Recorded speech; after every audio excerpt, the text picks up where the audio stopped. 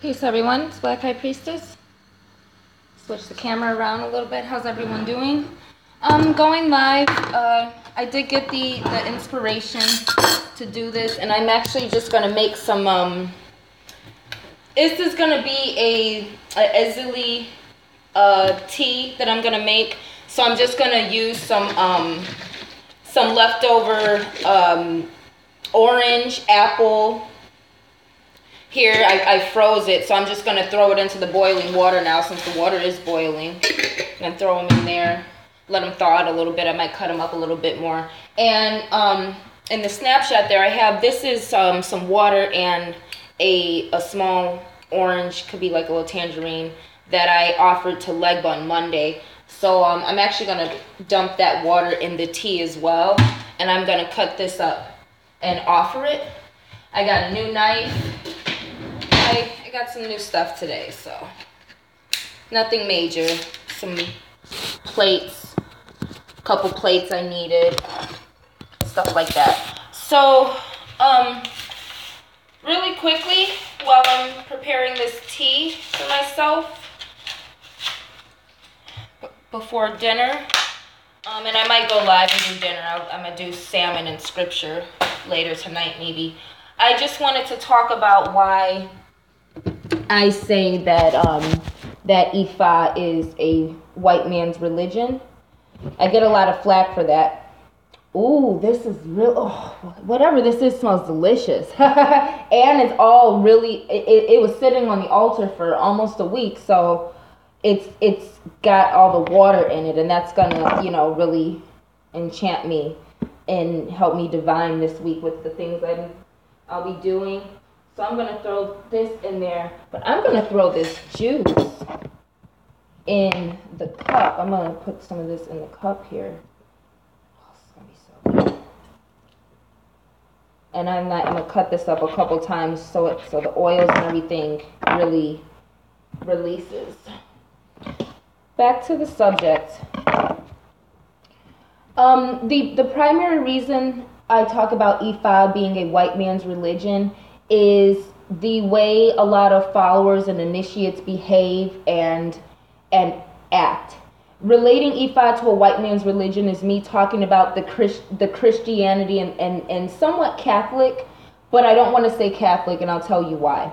Ifa is more Christianity infused because of the Christian missionaries, and that is the main reason. Christian missionaries had a heavy influence in Ifa, just the same way Catholicism was imposed on the captured slaves practicing voodoo and had to hide it through Catholicism. I'm not saying that Ifa is being hidden. I'm not saying that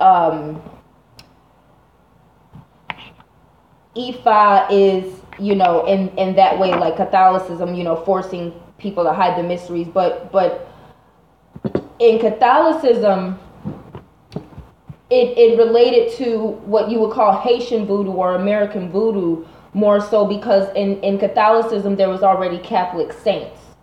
There was saints made, and the saints were able to be synchronized with the Loa. In Ifa, it's not that the Orisha are synchronized with Bible characters, so to speak, but it is infiltrated by Christian idealism. It does attract Christians because it has a lot of white worship in it, white supremacy in it. It is very male dominated. It's white dominated. And when I'm talking about it, I'm talking about the fact that Ifa is starting to be recognized because white people through governments have been given the rights to set up Ifa communities in ways that black Africans who have the mysteries and the original traditions of it are not allowed to do, teach, practice, and generate income from. White people have taken over Ifa and have marketed it as a religion, and they're all over the world, and you have white people teaching Ifa, and that is wrong. In the tree of life, so to speak, the branches on the tree of life represent different, well, there is more esoteric too, but if you take the tree of life and you look at the fact that it has so many branches, that comes from humanity being branched out and us being able to link to the source, which is the Most High, the invisible God, whatever you want to call it, but that invisible force that is the source of all power and all in general, the source of all creation. So those branches link back to that source, meaning the same ancestors that are honored in Ifa are the same ancestors that are honored in all of these other traditions, in Siki, Lukumi, Palamayombe, Santeria, Voodoo, Vodun, Congo. These are dealing with the same ancestry, meaning it is dealing with the ancestry of Sirius B. It's dealing with the ancestry of humanity. So understanding that you're still dealing with black ancient ancestors of black ancient humanity and those forces, the fact that Ifa is being taught and infiltrated by white supremacy. I'm not talking about white people who are actually seeking to understand African spirituality and have respect for it and understand that you're really not to be initiated in that way, but you as a mage or witch in that way can access the ancestors in Ifa if you're chosen and you happen to be white. But in terms of that, I'm not talking about white people who have a respect and a reverence for African spiritual tradition, culture, and ancestry. I'm talking about the government infiltration of our ancient heritage in order to teach it in a way that supports white supremacy. And this is happening all over the world. And the fact that Ifa initiates behave just like Christians. You monetize it. You create white supremacy in it, because in the Patakis, if you are, activated in a way, not initiated by paying for it or by man, but you are initiated by the spirits. Essentially, Papa Legba, who has access to these spirits. Papa Legba was the one given by the Most High as the punisher of humanity and given access to be the gatekeeper to voodoo, which is composed of all African spiritual traditions. Meaning anytime you're dealing with the ancestors of Sirius B, you are to go through the punisher, the gatekeeper, in order to determine whether or not you have the bloodline access or the heart chakra access, meaning intention to access these ancestors. That is the savior when you're dealing with spiritual traditions. When you're dealing with the left-hand path, you go through Papa Legba. When you're dealing with the right-hand path, what deals with that Christianity and deals with the Most High and having a relationship with the Most High and not accessing spirits that can be corrupted, things like that, or accessing lesser divinity of the Most High in a concentrated form. For example, what do I mean by that? Orisha Ogun, when you're dealing with the right-hand path and you're dealing with understanding the African spiritual principles, you understand it comes from a source, but you're calling on Ogun, meaning you're calling on the warrior source. You're calling on war energy. And you're asking the Most High, can I receive war energy through your divinity known as Ogun? Can I receive sensual, sexual attractiveness and sensuality from your energy called Oshun? And feminine mystery. Can I receive fertility, humility, and psychic clairvoyance through your mystery called Yamaya? Will you bless me with the rights to divine? That's the right-hand path. When you're dealing with left-hand path, you have more of a relationship to the particular spirits, which can easily be corrupted if you are not having a relationship to the Most High. So getting back to the topic, Ifa, just like any other religion or tradition, practicing it requires you to have that connection to the Most High. All of these religions and traditions thereof, meaning Christianity has several sects. You got Baptists, you got Evangelists, you got Jehovah's Witnesses, you got Mormons. All right, these are all sects based on that text, that Bible text. Just like we have different sects, Islam or maybe Hebrew Israelites or whatever, different sects based on the text of the Quran.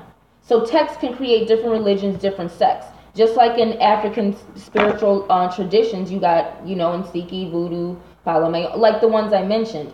But it doesn't matter what tradition you come from. That's just a matter of what language you speak and what geographical location you just happen to grow up in. That's all that means for the most part. Having a direct connection to the Most High and having those certain intentions is what empowers you to enter mysteries within a tradition and to receive those things. It's not that people don't have various reasons for seeking out spiritual knowledge, but it is still about your intention and your connection to the Most High, meaning also your connection to yourself and your purpose. If you're not connected to your own divinity, it doesn't matter what tradition or religion you seek out. It's not going to serve the purpose, because and that comes from what intention you have of doing it. Ifa is heavily infiltrated to support the white infiltration that happened, early in slavery, when the conquerors needed to learn the mysteries in order to understand how to keep the black race in a slave state that we're still in. And now it's not just the black race enslaved to these powers, but understanding the Pataki, the first Orisha, the first ancestor who was given the rights to the white robe, was not Obatala. It was another ancestor. And what happened when that ancestor was given the color white, or the owl of the white robe? That ancestor went around and started looking down on people, looking down on everyone, feeling better, separating themselves, behaving as if they were better. And from then on, in our voodoo, in our spirituality, white skin became a curse. You can relate that to albinism. You can relate that to leprosy. You can relate that to those things and synchronizing it with different cultures and traditions. But in voodoo, dealing with the same spirits, the same source, white skin became a curse. So Obatala was then given the rights, the owl of the white robe. And as we see how Obatala behaves, Obatala loves children. Obatala has a great relationship with Shango, loves Ilegwa, you know what I'm saying? Obatala represents the Christ consciousness or savior. But remember, Obatala is neither male nor female. Obatala is androgynous in principle. So that being the gift or the one that you can go to access the Most High, if your right hand path in spirituality, Obatala was given those rights, and as a result, that the other ancestor caused white skin to become a curse in voodoo. So the initiation of wearing white is more about baptizing somebody in Christian idealism than it is about initiating someone into their Ori. because white is a initiation dealing with Obatala. And I'm not saying that you can't deal with it, but understand that aside from the mystery that I just revealed of white skin being a curse, and that's still relating to, you know, what we consider leprosy.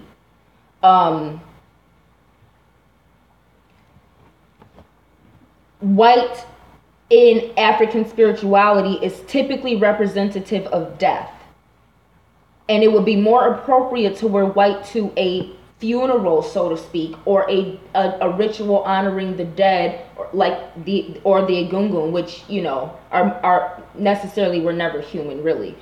But honoring that energy, especially dealing with Oyansan and Aiku, it would be more appropriate to use it in that way than to use it in a way of purifying and things like that. White represents lacking. So again, in most indigenous cultures, save recent European, Anglo-Saxon culture, black has always represented life and white has always represented death. And that is directly related to humanity having triple black skin in the image of our creators, and coming from the Orisha, who all have triple black skin and triple black energy, so to speak. When they manifest triple black. And they wear their colors, but they manifest triple black. But when you die, your bone structure, your skeleton is white. It appears white or pale. And that represents that energy. And that is why white represents death, and it also represents a curse in the mysteries. So the promotion of whiteness in Ifa is no different than the promotion of a white masculine Jesus Christ in Christianity. It's about having a white savior. And it attracts, and it is created because people knew that a lot of black Christians were flocking to African spirituality. So they had to use government tactics to infiltrate that influx, and they inserted white Ifa communities all over the world. But particularly in America, I'm not going to speak for places I haven't lived, but I can definitely tell you that. But it is all over the world happening. And when you factor, again, how much money is being generated through initiating people, thousands of dollars and hundreds of dollars for things that all you have to do is ask the Most High to give you messages and things like that, have a direct connection. It is a business, no different than Christianity. How are you going to churches when in the Bible it says don't celebrate birthdays, don't go to church? Jesus didn't do that. Yet the church is making money when Jesus had 12 disciples and was walking around and preaching.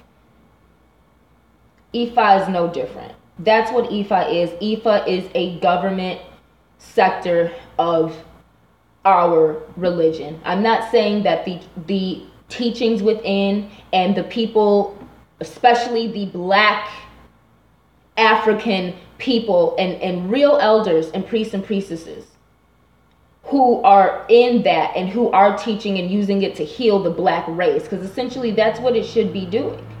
Bringing black people back to their spiritual traditions. But if you got a bunch of white people in there rejecting black people who have the natural connection to it because they don't want to start revealing the true power in Ifa and what it's really about, and letting people who have a direct connection to these ancestors and these energies, these spirits, and these Orisha to start taking over and being empowered through these rituals, through the drumming and the dancing and the spectacle that happens when you honor the ancestors and people come and you know are supposed to be getting mounted. It's not supposed to be it's performance, but again it's also spectacle, but that deals with the rituals that we did to honor. But when you get a bunch of Spaniards who hate black people, for the most part hate the black race, You can, if you want to trace that back to the ancient Moors and things like that, go ahead. But the fact of the matter is, the Spaniards hate the black race,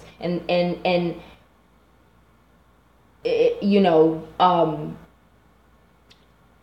Spanish conquistadors, you know, that has again, just like the Christian missionaries, the Crusades, has a lot to do with them infiltrating and creating these sub-sectors of essentially voodoo, you know what I'm saying, or African spirituality that they have controlled, and then claiming that, you know, the mentality, you know, toward the original black people who come in and do it is very racist. And that's why it is become a tradition that, you know, it's easy to get initiated if you light skin with a Spanish accent and things like that. But if you're coming in with real initiations that you didn't have to pay for, but you did the work for, and you earned the rights for, and you were chosen for, because we know how the spirits work, then you got a lot of these Spaniards and a lot of these Christianized blacks, you know, tending to be on the lighter side, if you ask me. Because again, it is about white supremacy. There is a attitude toward black people who are coming in and revealing mysteries that some people learn. They go and they've learned and they sat in these classes and things like that. But you don't understand how somebody who didn't get initiated through paying money and doing all of this knows the same exact information, and more though, and more mysteries to it, because you're receiving it from a different source. It doesn't come from man or woman. That form of initiation, you know,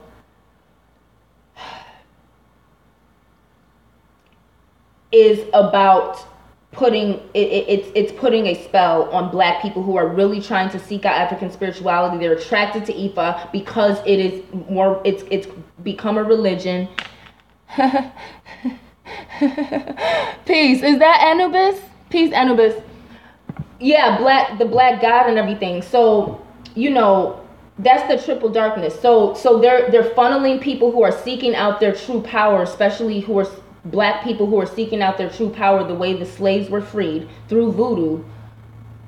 They're putting a white supremacist religious spell on them. Everyone is not supposed to wear white for a year to get initiated. Peace, Anubis. So yeah, I guess I just had to say that it was just an interesting Thursday, and so I'm just gonna finish making this tea here. So I'm gonna put some apple cider vinegar, and I gotta finish. Just put some in here, and I'm gonna move you guys over here.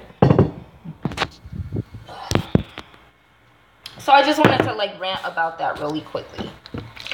This is just some honey water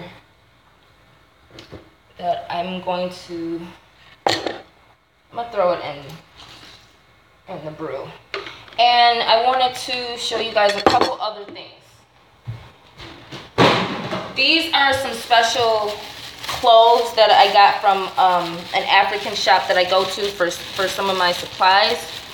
And these things are like alive.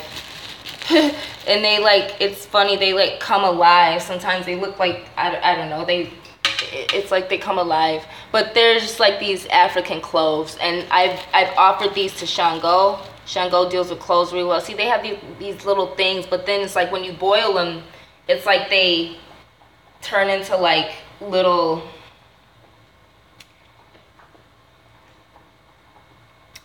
what are those big shrimp that they be eating in Louisiana? Them big, like crawfish. I don't know why they feel like it's like they turn into crawfish. But I'm just gonna put, let's see, 1, 2. I haven't used these in a minute, so I think 3 I'm gonna put in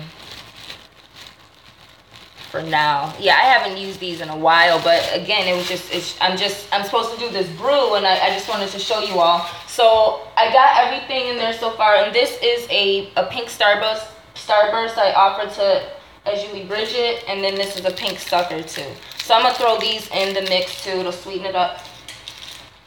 Just kind of showing you guys how to recycle some of your altar energy if it's appropriate to do so. some things you don't want to consume because, peace, Ebony, because because it has absorbed negative energy, and you want to discard that. You wouldn't want to consume it, but certain things have absorbed wisdom energy, and so that is why I was encouraged to go live about this subject. Like I said, I get a lot of flack for saying it, but if you really, this is just a cinnamon and cane sugar mix. I'll throw that in. If you really understand that divinity, comes from a source, you can't let people, like I mentioned in one of my last rants about, I that was on Facebook, but you can't let people tell you what your divinity is, because even in the Bible, like I said, the Pharisees and the Sadducees and the magic practicing priests and all of them, they were renowned.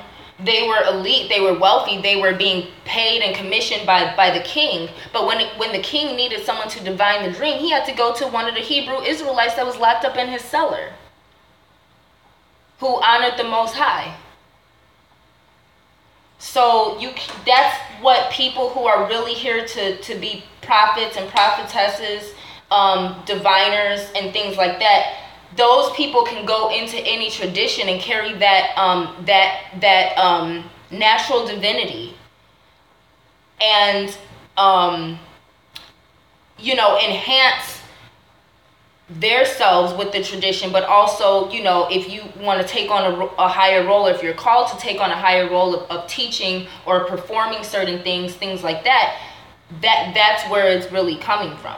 And that's when you start to see how the Orisha work and operate in a less corrupted way, in a less egotistical way, a way that didn't come from human initiation, but shows that it is an aspect of the Most High that you have been endowed with, or that you naturally had in your spirit, and your spirit aligned with it already, or was compatible with that aspect of the Most High, or with that energy.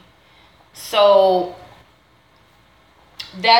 these are the reasons why I say Ifa is a white man's religion, and I'm not gonna stop saying it, and I don't care what other people say about me saying it, because that's what it is. All these religions have been infiltrated by things that understand that Black people have woken up and are waking up to a lot of things, and again, I'm waking up to some things too, but this is gonna be some Madagascar vanilla. I'm gonna put some in here and some in my mug.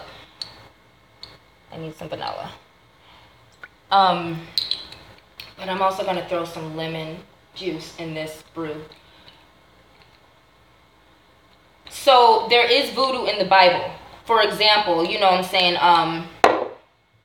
I forgot what book, could have been Numbers. Eli was sacrificing things and stuff. They was giving all of them sacrifices and them chalices full of incense and lamb and ram, young goats and things like that. Like, they was doing that.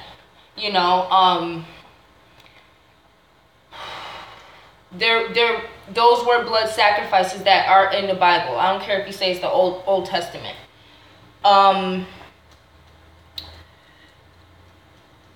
There was another example of voodoo that I wanted to talk about that's in the Bible. But, the traditions where you have a blood sacrifice, you're not supposed to deal with that pig. The thing about the pig and everything, and with slavery and stuff with Ogun, when you're dealing with Ogun, that's one thing, but Black people are not supposed to be eating pork. And they're sneaking pork in things because they know that Black people widely are waking up to that. And so they're sneaking pork in things to spite those of us who don't eat pork and choose to live in certain ways. So be mindful of that. But that is biblical as well. That also deals with it being the filthiest animal. Why? because it does not have sweat glands. Furthermore, why is pig skin tested on? Why is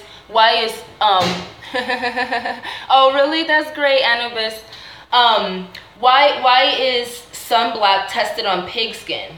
Because pig skin is the closest to Caucasian skin, or that low or no concentration of melanin skin. Okay, as when you get into those pinker pigments, things like that. But you know, that's why sunblock, you know, that sun allergy is tested on pig skin. And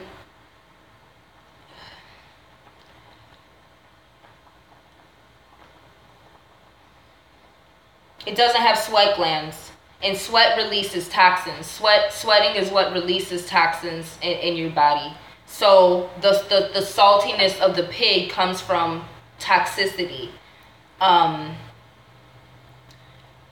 not, you know, what is, you know, so that's what that is about. And so when you sacrifice an animal and everyone in the community has a feast off of the meat of the animal, that's voodoo. And that was in the Bible. When they sacrificed animals to the Most High, they would have feasts and everything too, and they would have rituals. And they did do that, and the Most High did require those things. Endowing people with certain abilities happen in the Bible, and the Most High did that, and that was voodoo. The things that Moses were doing, passing on certain spirits, you know, blessing your children and the next generation. Even, you know, like I talked about, even the resurrection of Christ is talking about zombies, you know, and zombies originate with voodoo, with African spirituality, with mummification. Mary Magdalene wrapping Christ up talks about how Isis saved Osiris, and the mummification process and reassembling him. So, you know, whether it's allegorical or things that you know, take to heart more so, and have researched the genealogy of, and really find a bloodline trait in, the fact of the matter is, the Hebrew Israelites represented the chosen few. The Hebrew Israelites represented the race that honored the Most High, but even within that race, there were still people who didn't do it, who went against it, you know, and you know, received, you know, the punishment or the backlash of that. So that's to say that, again, if you're not dealing with that direct divinity, it doesn't matter what tradition you go to.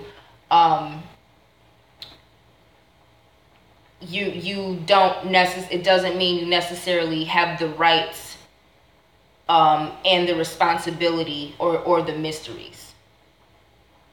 And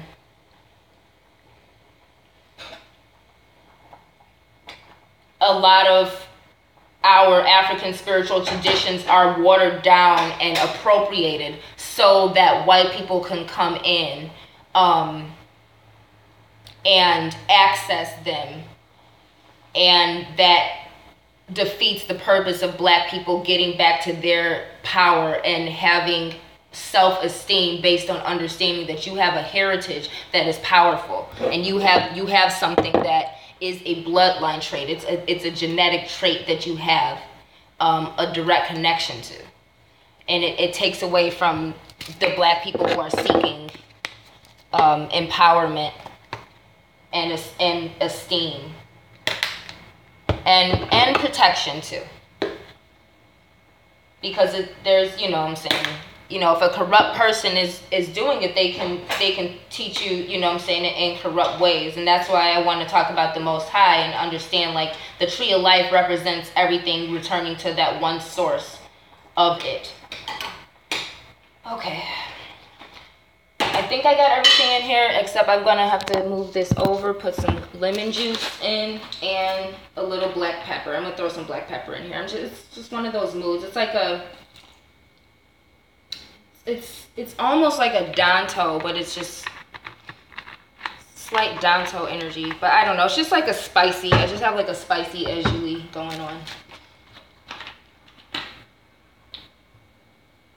But I just had to deliver this message and purge some things. I did get a, since I'm still ranting, if this is gonna be, I'm gonna throw some black pepper in my mug, just a little bit of that too. Wow. 3. Okay. I did get some CDs and stuff. I might talk about that later when I make my salmon. I'll do salmon and scripture for dinner tonight. Probably gotta chop up some of this spinach. But it's looking good right now. It's just like the apples, the citrus that, I almost want to call it a blood orange. And the spices. I'm really excited about that orange.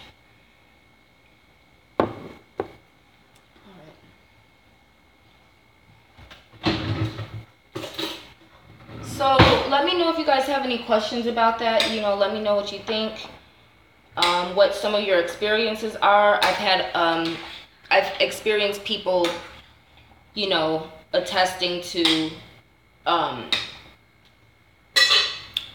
experiencing, you know, white supremacist racism in the Ifa community or in the local communities or at some events.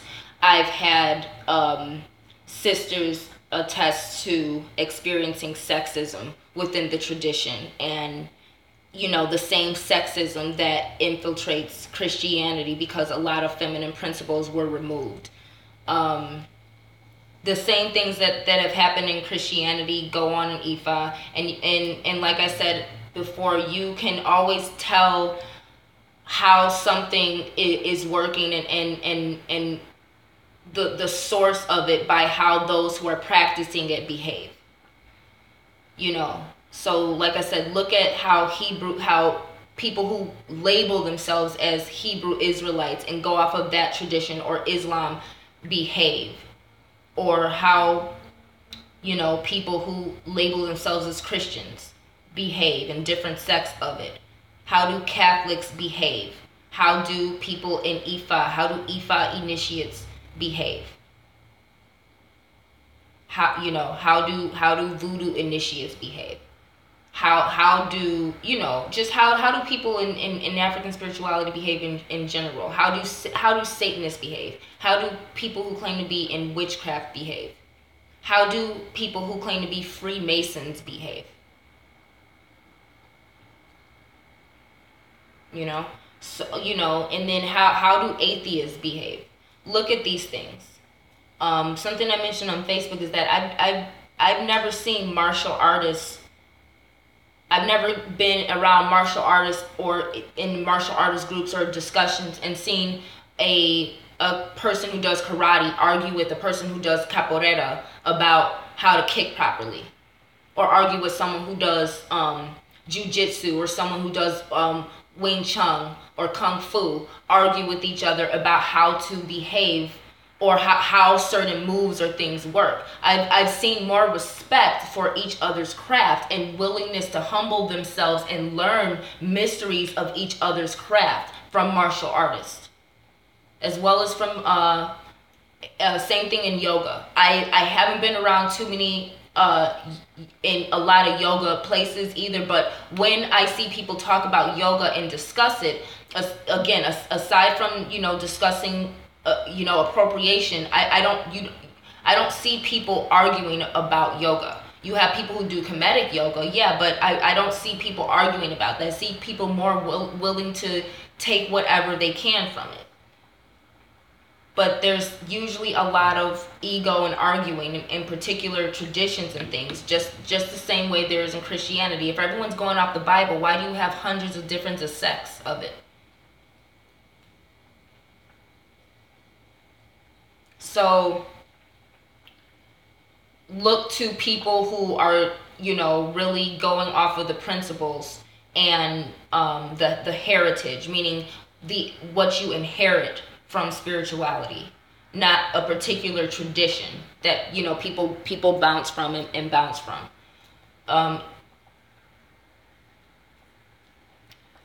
I think that's all I got to say about it for now.